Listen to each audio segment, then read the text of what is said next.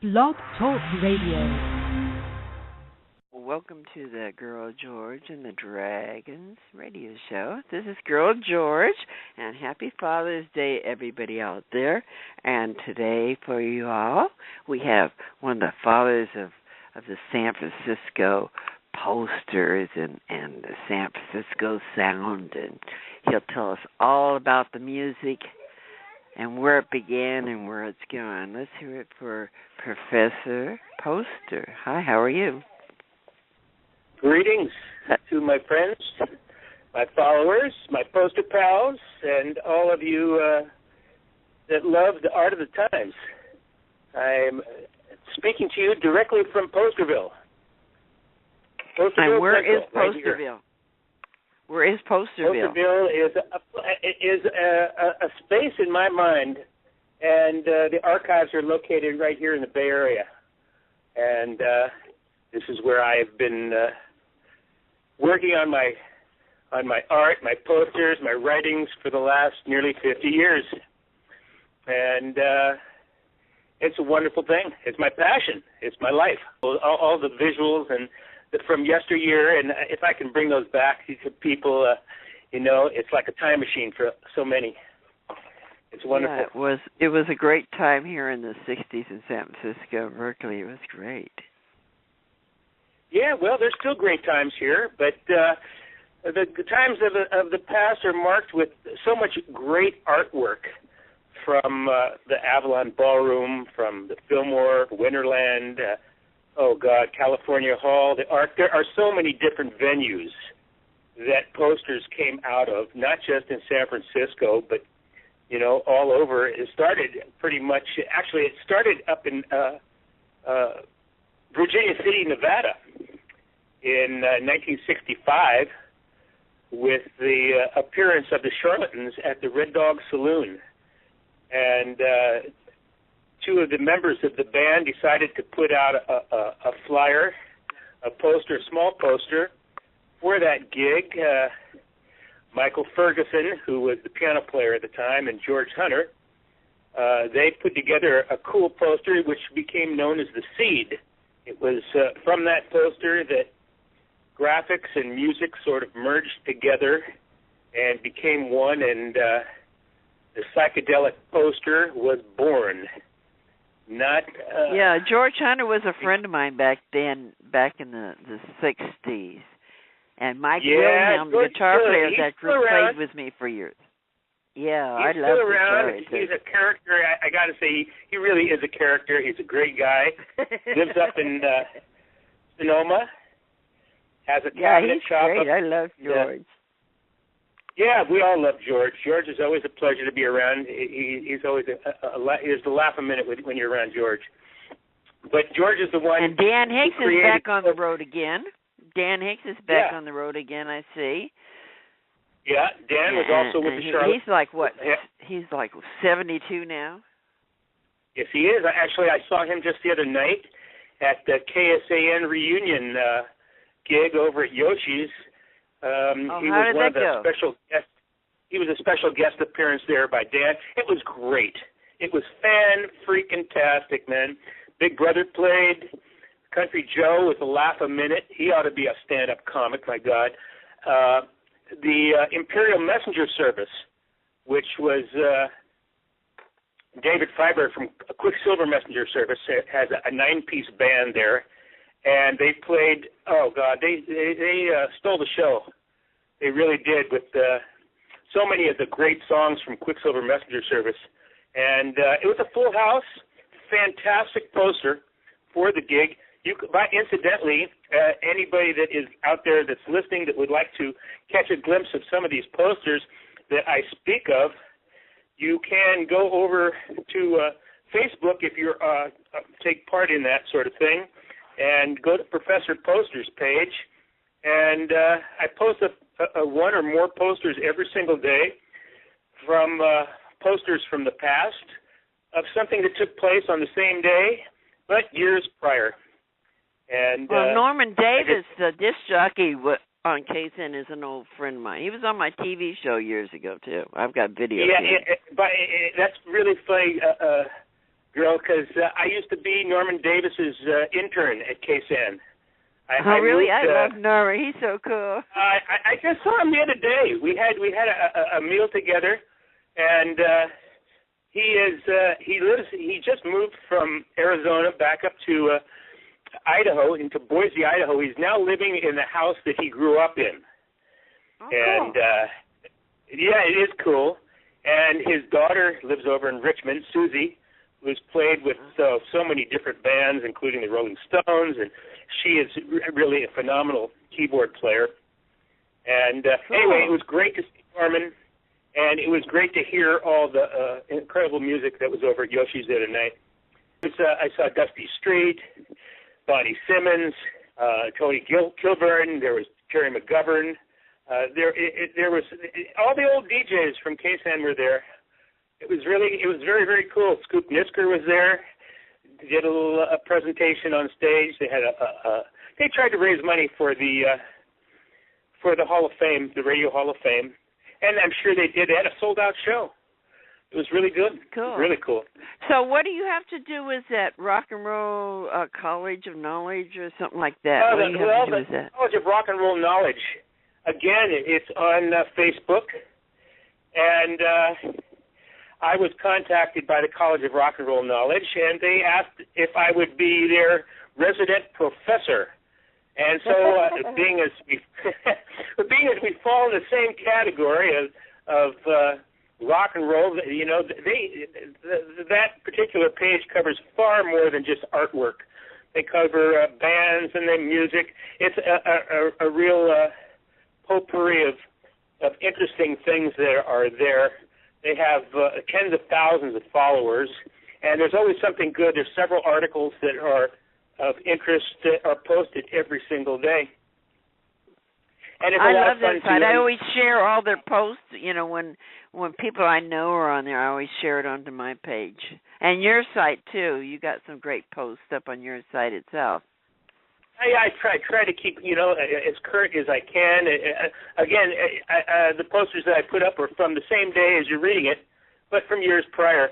And, you know, they say when the music's finally finished and the crowd is all long gone, within the poster lies the memories that linger and live on. And there'll be a museum forever. You put a poster in front of 100 different people, you're going to get 100 different memories. It's there, you know, the posters actually, they create a time machine for all those that attended the shows and remember when they were first put out. And flashback. It really brings a lot of joy to so many of my followers and readers.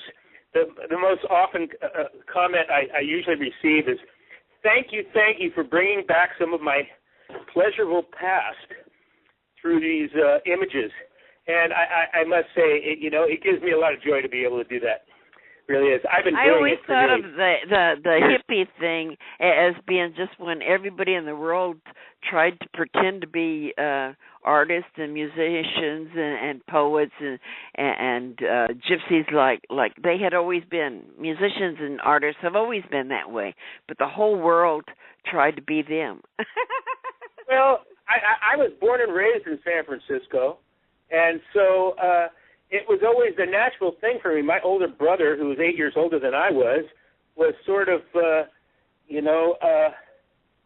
was in the inner circle of the old hippies. And, very close friends of his were the Grateful Dead and Big Brother and the Holding Company and Allen Ginsberg and all these people my brother hung out with in the 60s. And being I wanted to emulate my brother, and I was the perfect age. In 1965, I was 15 years old.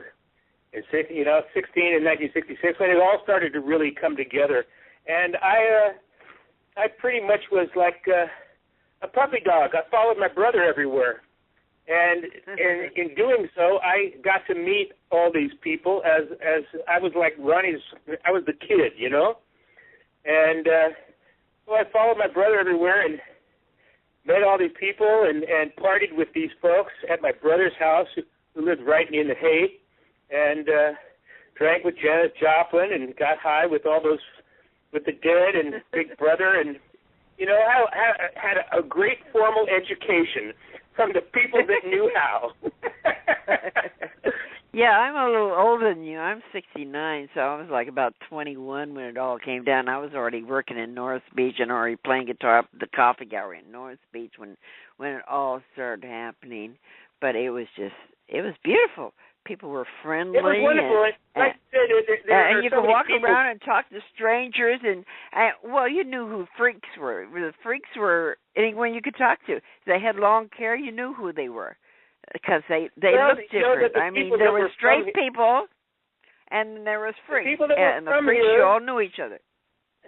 The people that were from here, it was just the norm for us.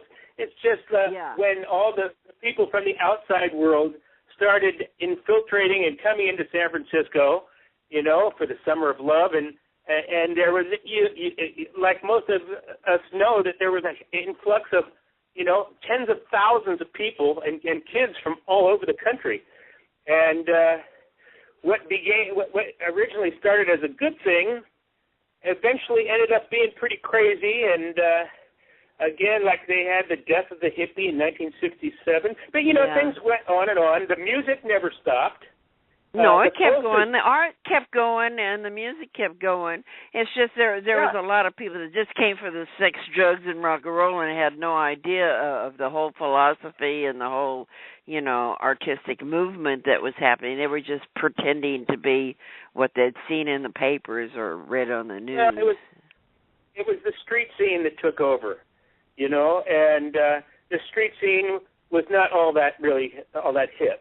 It was all the wannabes and all the people that were the imports from all over the world that really didn't know what was happening. And in a lot of cases, by year's end, they all scattered and went other places or had to go back home or whatever. You go, even today, we all know what the hate is today. For those of you that haven't had the opportunity to ever come up here and see what it is like now, it's nothing like it ever was, so... Well, all the runaways come here, and they pretend, I'm a hippie too, but, it was a lot more than just having long hair and doing drugs, Well, doing drugs is not being a hippie, that's for sure. It's a whole different thing, and it's kind of sad when you go out to the Haight now and you see what is happening. Although I must say, last weekend, a week ago today, we had a wonderful Haight-Ashbury street fair. That was just fantastic. It was great. I think it's even better for the last couple of years now that they don't allow alcohol to be sold there. It's a much more, it's not tame by any means, but great music. As a matter of fact, great band from the 60s played the closing set last week, which was It's a Beautiful Day, with David and Linda LaFlame. They were great. And incidentally, I just want to put a shout out there to Honey Green, who said that she'd be listening today. Hello, Honey. And Honey's been on this show, too. Yeah. She's a great gal, and she has a beautiful daughter. She used to work for Bill Graham. She used to be his secretary with Bill Graham at the Fillmore. It's far out. I run across so many people as often as I go out to public events that say, I used to be such and such working for so and so, or I used to haul the equipment around for this guy or that guy, or I used to play with this band. And it's very reminiscent of the same sort of comments I get on Facebook when I put posters up as, I used to play for this band, or we used to open for that people. We're all a small family, really, the original people here, that we all grew up together out in the Haight. It's so darn hard to find some of these people from yesteryear. And really, they've moved on. Some of them have straight lives now. Very few of them are like myself. My hair still goes all the way down my back, but there's a lot of double agents out there. They're looking straight, but actually we know that they're all hippies underneath. Well, a lot of them don't know how to use the computer, or they hate the computer and all the new technology, and so you can't find them. I don't even own a cell phone, so I guess I fall into that same category. Well, I don't own a cell phone, but I have a great big computer, and I put everything that I've saved all these years up on YouTube, all the video and all the stuff I've saved, because I've been waiting for this to happen so that I could archive it, because I had a TV show and stuff, and now I'm doing these interviews on the radio of the people I didn't get on my TV show, so we have a little bio of people I thought were really great along the way. And now we do it over the phone so they can be anywhere. So where are you from originally? I beg your pardon? Where are you from originally? I was born in San Francisco. What did your father do? Well, I was born and raised here. Grew up, I was one of the Kelly kids out at the beach. Used to work at Playland. I worked for the Family Dog. With the Family I love Dog. Playland. I loved Playland too. I worked there when I was 16 and 17. I also worked with the Family Dog. Worked for Bill Ham upstairs in the Avalon Ballroom at the Light Show. When they moved, when the Family Dog left the Avalon Ballroom, moved to out to the Great Highway where Playland used to be. I worked there and doing maintenance, distributing posters, doing just about anything that they told me to do. I was happy to just be a part of it, And what did your father do? What did your father do? What kind of work did your father do? My father was an auctioneer. I grew up in the auctioneering business. That's amazing. He was an auctioneer. And I used to, every son has to work for his dad, as his dad owns a business. And I worked for my dad for many years and learned the value of things. When you're in the auctioneering business, he was an industrial auctioneer, but he had so many different kinds of different so-called deals that he would get with different businesses. He was a liquidator and auctioneer, and had a huge warehouse. He had a huge warehouse where on Pier 46B, which is now where the new AT&T Park was built, and my office geographically was right where the pitcher's mound is. And every time I go to the park, it's like going back home, but there's no pier there anymore. But it was a great education for me. It was a great way to grow up.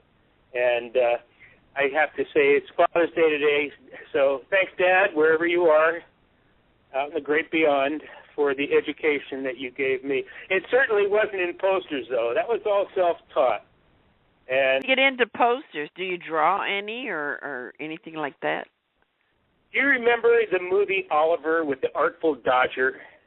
Well, yeah. When we were kids, we, instead of, at 15, 16 years old, we were the Artful Dodgers getting in and out of store windows, grabbing those posters or getting in and going. I always had an affinity, because of my brother as well and his contact with all the bands and stuff, and my love for the Haight, and the posters represented those times. And so the big thing was we anticipated every week for the new poster to come out, and there was always more than one. There was an Avalon poster, there was a Fillmore poster, there were benefits, there were there were different shows all over. There were shows on Mount Tamalpais, there were shows in the East Bay, down the peninsula, and everybody, the big thing was putting out a poster. And so that's how I got involved. The art is incredible. The art of the times, learning who the artists were, the big five artists, which were Wes Wilson, who pretty much started the movement. They were Stanley Mouse and Alton Kelly. I know that you knew Alton. Yeah. Victor Moscoso, and then there was the late, great rock artist Rick Griffin. And then there was George Hunter. Well, there was George Hunter, too, but most of the prolific posters of the times came from those 5 gentlemen. Those are the 5 guys that really drew the face on rock and roll. And if you go to Professor Poster's page, to give another, you can read all about that. Not only do I post pictures of the posters, but I also give history about artists and about venues and different other interesting things that are parallel with the subject matter. I play at an open mic every Wednesday in Berkeley at the Missouri Lounge, and the guy that runs it, Paul Pott, is this great artist, and he draws a different poster every week for the open mic, and they're just amazing. So art still is happening. There's still people drawing posters. Oh yeah, it's still happening. Every week. The new Fillmore. Well, it's the old Fillmore, but the new dances, they started up again in the 80s, and they started a whole new series of posters, the original Fillmore poster series. There are 289 posters in it, and those finished in the 70s, early 70s. And then there was a lull for a dozen years or so, and the Fillmore started doing shows again and began a new poster series. Now there are over 1,000 posters in that series, but they just don't have the same appeal as the originals. They're just like the music changes, the artwork changes. Yeah. And that's good. They say that's the only constant is change. And no matter what we do, there's nothing we can do about it, George. There's not a thing we can do about it except flow with it. Yep. And so I enjoy looking at all the new posters too. They just don't grab me like the old stuff. And there's the new artists have a whole different style in so many different ways, but they certainly were influenced so much by the original artists, and that's what's good. Oh, of course. Because before them, it was just lettering. They had a picture of the artist, and they had lettering, and they're going to be playing at the Civic Auditorium or something like that, Chuck Berry or B.B. King or whatever. But there wasn't all that artwork, and George and them started all that artwork stuff. Yeah, so well, you can really beautiful time. For the people that are interested in this, there's not only the internet that you can go to, but there's a fabulous book that's been out for many years. It's called The Art of Rock, From Presley to Punk, and it was written by Paul Grushkin. It is a huge book, and it is filled with colored plates of so many of the different posters from the time, hundreds and hundreds of them. And I highly recommend this book to anybody that is interested in this art and doesn't want to play on the computer or anything like that. You can order it online, I'm sure, but it's a fabulous book. The author took many years to put it together. There are several places that you still can get posters. But, again, if you don't know what you're doing, you got to do your homework because there are so many different, in many cases, different printings and different values. And it's a very, very versatile subject matter. It doesn't just cover, you look at a poster, and some people collect posters for the artwork. Some collect it for the bands that are on it. Some collect for the venues. There's so many different facets to this subject. It's grand. I love it. Yeah, some collect just for the memories of the places they've been themselves. Yeah. They appeal to different people for many different reasons. For one person, if you take the same poster and put it in front of 100 people, one person might say, "Oh, geez, that was the first rock concert I went to." Another one might say, "Oh, geez, I met my wife at that concert." Another one might, "Oh, yeah, I got arrested that night." Yeah, I smoked my first joint that time at that concert. I went to San Francisco for that concert. That was the first one I went to. So many, 100 different reasons, and they all are looking at the same poster. And, I don't really think that the posters of today hold that same sort of love, the value that the old posters do. Because those, as we both know, you and I are as veterans of those times, they were very magical times. They were. Yeah. And magical times and magical people and magic art and everything. Yeah, people say, I wish I had a time machine to go back. Well, yeah, a lot of kids tell me that. I say, well, make the best of what you have. These are the good old days. Right now is what you got. So this is what you got to make it. You got to make it yourself. You want good days, you make it yourself. You want good music, you make it.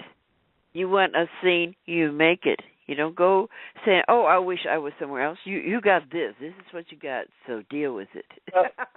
That's the way it's always been, quite frankly. Yeah, we live in the now, so, you can get influences from the past and the old art, but you got to make it happen now. Yeah, I see our time is running short, and I want to take this opportunity to thank you very much for having me as a guest on your show. It's great talking to you. I love your sites. I go and steal all your stuff all the time and share it onto my page. That you're absolutely because all I ever talk about is music, and you've got a lot of good info over there. Yeah, anybody is welcome to go on the page, take what you want off of it, and share it with it. It's like, what good is art if you can't share it? Right, right. If nobody sees it, it isn't there. What good is all this if you can't share it with people of like mind? And like I said, everybody come on over to Professor Poster's page and say howdy and drop me a line and give it a like. And you won't be sorry. You'll get something nice every day on your Facebook page. Cheers to the people. This is the Girl George and the Dragons radio show saying, see you later, alligator.